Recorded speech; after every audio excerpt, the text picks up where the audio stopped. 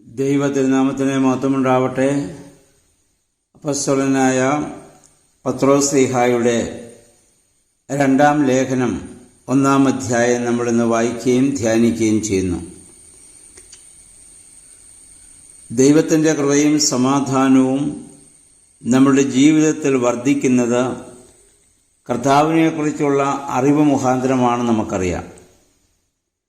ആ അറിവ് ദൈവത്തെ അംഗീകരിക്കുന്നതിലേക്കും ആരാധനയിലേക്കും അനുഷ്ഠാനത്തിലേക്കും നമ്മളെ നയിക്കേണ്ടതാണ്.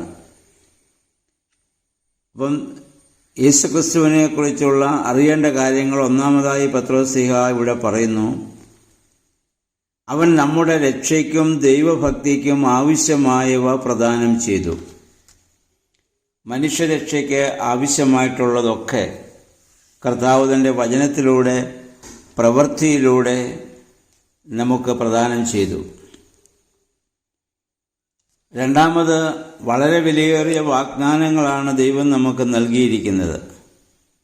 അതുകൊണ്ട് ലൗകിക ദുർമോഹങ്ങളിൽ നിന്ന് നമ്മൾ അകന്ന് ദൈവികമായ ജീവനിൽ അവകാശികളാകുവാൻ നമുക്ക് ലഭിക്കുന്നു. അത് ലഭിക്കണമെങ്കിൽ നമ്മുടെ ഭാഗത്തു നിന്നുള്ള നമ്മുടെ പരിശ്രമം കൂടി ഉണ്ടാവണം. ദൈവത്തിൻ്റെ ഭാഗത്തു നിന്നുള്ള ദൈവത്തിൻ്റെ കൃപയായി ദൈവം നമുക്ക് നന്മകളെ പ്രദാനം ചെയ്യുമ്പോൾ മനുഷ്യൻ്റെ ഭാഗത്തു നിന്നുള്ള വിശ്വാസം അതിനോട് ചേർക്കപ്പെടണം. നമ്മളതനുസരിച്ച് ജീവിക്കണം. അതുകൊണ്ടാണല്ലോ ഇതിനു മുമ്പ് പൗലോസ് ശ്ലീഹാ നമ്മെ ഓർമ്മപ്പെടുത്തിയല്ലോ, കൃപയാലല്ലോ വിശ്വാസം മൂലം നിങ്ങൾ രക്ഷിക്കപ്പെട്ടിരിക്കുന്നത്. ദൈവത്തിൻ്റെ ഭാഗത്തു നിന്നുള്ള കൃപയും മനുഷ്യൻ്റെ ഭാഗത്തു നിന്നുള്ള വിശ്വാസവും അവൻ്റെ പ്രവൃത്തിയും കൂടെ കൂടിച്ചേരുമ്പോഴാണ് രക്ഷ സാധ്യമാകുന്നത്, അത് പ്രായോഗികമാകുന്നത്. 6 മുതൽ 6-7 വാക്യങ്ങളിൽ ചില ദൈവികമായ സുഹൃതങ്ങളെക്കുറിച്ച് അദ്ദേഹം ഇവിടെ പറയുന്നുണ്ട്. അത് 1 വിശ്വാസം, 2 സൽപ്രവൃത്തി, 3 വിജ്ഞാനം, 4 ആത്മനിയന്ത്രണം, 5 ക്ഷമ, 6 ഭക്തി, 7 സ്നേഹം. ഇത് ഒന്ന് മറ്റൊന്നിലേക്ക് നമ്മളെ നയിക്കണം. വിശ്വാസം സൽപ്രവൃത്തിയിലേക്കും, സൽപ്രവൃത്തി ദൈവികമായ വിജ്ഞാനത്തിലേക്കും, വിജ്ഞാനം നമ്മളെ തന്നെ ആത്മനിയന്ത്രണത്തിലേക്കും, ആ ആത്മനിയന്ത്രണം ക്ഷമയിലേക്കും, ക്ഷമ ദൈവഭക്തിയിലേക്കും, ആ ഭക്തി ആത്യന്തികമായ സ്നേഹത്തിലേക്ക് നമ്മളെ വഴി നടത്തണം. ഒന്നിലേക്ക് നമ്മളെ വഴി നടത്തണം. അതൊരു വലിയ വളർച്ചയാണ്. ഇവയെല്ലാം ആരിൽ സമ്മേളിക്കുന്നുവോ അവൻ അലസനാകാതെ പ്രവൃത്തി ചെയ്യുന്നവനും അത് മുഖാന്തരം ഫലത്തെ പുറപ്പെടുവിക്കുന്നവനുമായിരിക്കും. ഇങ്ങനെയുള്ള ക്രൈസ്തവ സ്വഭാവ മഹിമകൾ നമ്മളില്ലെങ്കിൽ നമ്മൾ അന്ധന്മാരാണ്. എന്താണ് അന്ധൻ? കാണേണ്ടപ്പോൾ കാണേണ്ടതുപോലെ കാണാൻ സാധിക്കുന്നില്ല എന്നുള്ളതാണ്.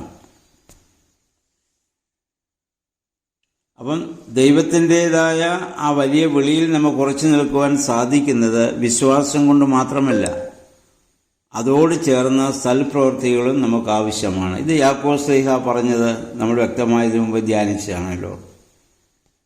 അപ്പം ഇങ്ങനെയുള്ള ഒരു ജീവിത രീതി മുഖാന്തരമാണ് കർത്താവിൻ്റെ നിത്യരാജ്യത്തിലേക്കുള്ള പ്രവേശനത്തിന് നമ്മൾ യോഗ്യതയുള്ളവരായിട്ട് തീരുന്നത്. 12 മുതൽ 21 വരെയുള്ള വാക്യങ്ങൾ ഇടയൻ്റെ കരുതലും ഇടയൻ്റെ സ്വരത്തെക്കുറിച്ചുമാണ് ഇവിടെ പറയുക. അതായത് സഭയിൽ പ്രവർത്തിക്കുന്ന ഇടയന്മാർ സദാ പ്രബോധനം നൽകുന്നവരായിരിക്കണം. ജനം സത്യത്തിൽ ഉറച്ചു നിൽക്കുന്നുവെന്ന ബോധ്യമുണ്ടെങ്കിൽ പോലും അവസരം ലഭിക്കുമ്പോഴൊക്കെ സമൂഹമായും വ്യക്തിപരമായും വളരെ പ്രബോധനം ആവശ്യമാണ്. കാരണം പൈശാചിക പ്രകോപനങ്ങളും നേരിടേണ്ട ഒരു കാലത്താണ്, ഒരു ഭൂമിയിലാണ് എല്ലാവരും ജീവിക്കുന്നത്. അപ്പോൾ സത്യത്തിൽ നിന്ന് വ്യതിചലിക്കാൻ സാധ്യത ഉള്ളതുകൊണ്ട് അത് ആവർത്തിച്ച് അവരോട് പറയുവാനും പ്രേരിപ്പിക്കുവാനും നമുക്ക് ഉത്തരവാദിത്വമുണ്ട്. എന്ന് പറഞ്ഞാൽ ആയുഷ്കാലം മുഴുവൻ ഒരു സഭാപ്രവർത്തകൻ പ്രവർത്തന നിരതനായിരിക്കണമെന്നർത്ഥം. നമുക്ക് ലഭിക്കുന്നതായ ദൈവവിളിയും ആയുസ്സും ആരോഗ്യവും ഒക്കെ ദൈവത്തിൻ്റെ ദാനമാണ്. അതെല്ലാം ദൈവനാമത്തിൻ്റെ മഹത്വത്തിനായി നമ്മൾ ഉപയോഗിക്കണം. അത് ഇടയന്മാർ മാത്രമല്ല, എല്ലാ വിശ്വാസികളും അപ്രകാരം അത് വിനിയോഗിക്കേണ്ടതാണ്.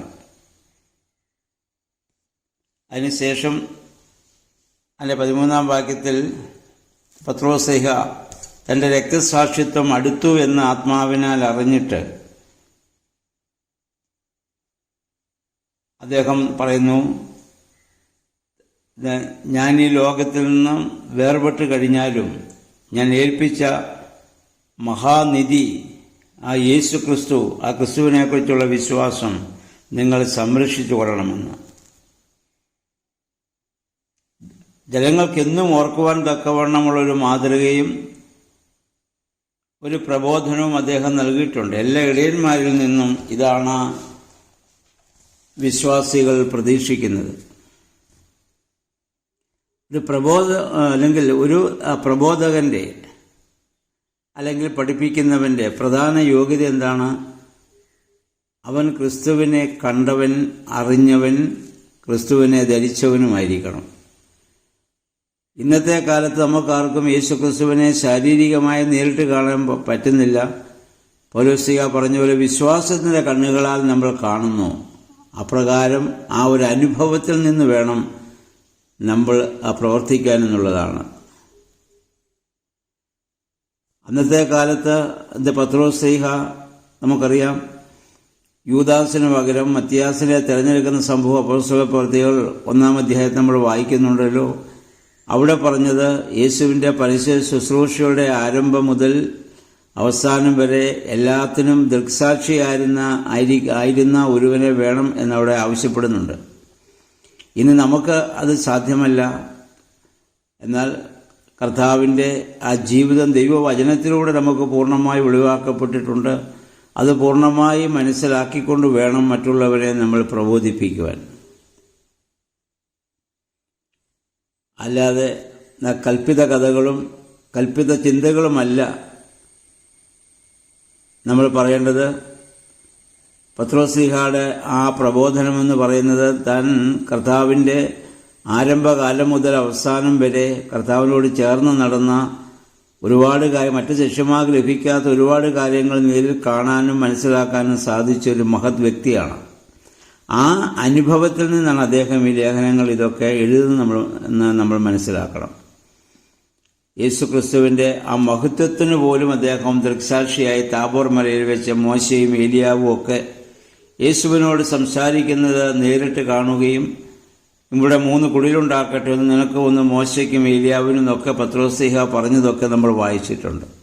ആ മറുരൂപമലയിലെ വലിയ അനുഭവവും സംഭവങ്ങളൊക്കെ കാണാനും അറിയാനും ഭാഗ്യം ലഭിച്ചൊരു വലിയ വ്യക്തിയാണ് പത്രോസ്ലീഹ. അപ്പോൾ അതുകൊണ്ട് ആ പത്രോസ്ലീഹയുടെ ലേഖനത്തിൽ പറയുന്നതായ കാര്യങ്ങൾ നമ്മൾ പ്രത്യേകമായി നമ്മൾ പരിഗണിക്കേണ്ടതാണ്. പിന്നെ 20-21 വാക്യങ്ങളിലേക്ക് വരുമ്പോൾ അദ്ദേഹം പറയുന്നു, എഴുതപ്പെട്ട ദൈവവചനങ്ങളൊന്നും മനുഷ്യൻ്റെ വ്യക്തിഗതമായ വ്യാഖ്യാനത്താൽ ഒന്നും ഉളവായതല്ല. എല്ലാ തിരുവെഴുത്തും പരിശുദ്ധാത്മാവിനാൽ ലഭിച്ചിട്ടുള്ളതാണ്. 2 തീമോത്തിയോസ് 3:16 പൗലോസ്ലീഹ ഇത് തന്നെ പറഞ്ഞ് നമ്മൾ നേരത്തെ കേട്ടു.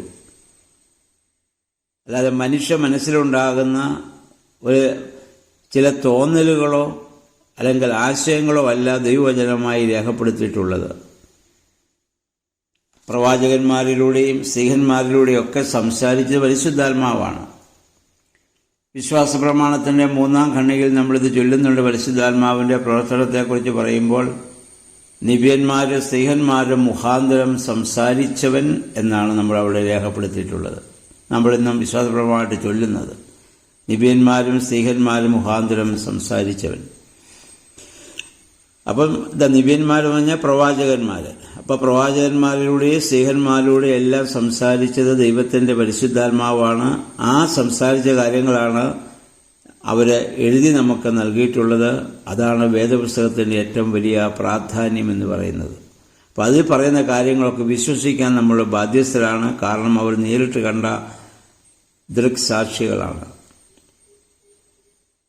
അപ്പം അതുപോലെ ആ സ്ത്രീഹന്മാർ ചെയ്തതുപോലെ ഈ കാലത്തും ദൈവവചനം വായിക്കുകയും ധ്യാനിക്കുകയും അത് മറ്റുള്ളവർക്ക് പറഞ്ഞു കൊടുക്കുവാനും നമുക്ക് സാധിക്കണം. അപ്പം അങ്ങനെ വിശുദ്ധ പത്രോസിൻ്റെ 2-ാം ലേഖനം 1-ാം അധ്യായം എന്ന് വായിച്ച് ആ വലിയ സുഹൃതത്തിൻ്റെ അനുഭവത്തിലേക്ക് വളരുവാൻ നമുക്കിടയാകണം. 6-7 വാക്യം നമ്മൾ വായിച്ചല്ലോ. വിശ്വാസം, സൽപ്രവൃത്തി, വിജ്ഞാനം, ആത്മനിയന്ത്രണം, ക്ഷമ, ഭക്തി, സ്നേഹം. അതൊക്കെ നമുക്ക് വളരണമെങ്കിൽ ദൈവാത്മാവ് നമ്മൾ വസിക്കണം. ദൈവവചനം നമ്മൾ വായിക്കുകയും ധ്യാനിക്കുകയും ചിന്തിക്കുകയും ചെയ്യുമ്പോഴാണല്ലോ അതിനുള്ള സാധ്യത നമുക്കുണ്ടാവുന്നത്. അതുകൊണ്ട് വേദപുസ്തകം വായിക്കുന്ന കാര്യത്തിൽ ഒരിക്കലും മടി കാണിക്കാതെ എല്ലാ ദിവസവും അത് വായിച്ച് ധ്യാനിക്കുവാൻ ദൈവമേ, പരിശുദ്ധാത്മാവേ, ഞങ്ങളെ ശക്തീകരിക്കണമേ എന്ന് നമുക്ക് പ്രാർത്ഥിക്കാം. എല്ലാവർക്കും നല്ലൊരു ശുഭദിനം ആശംസിക്കുന്നു. ദൈവനാമം മാത്രം മഹത്വപ്പെടുവാൻ ഇടയാവട്ടെ.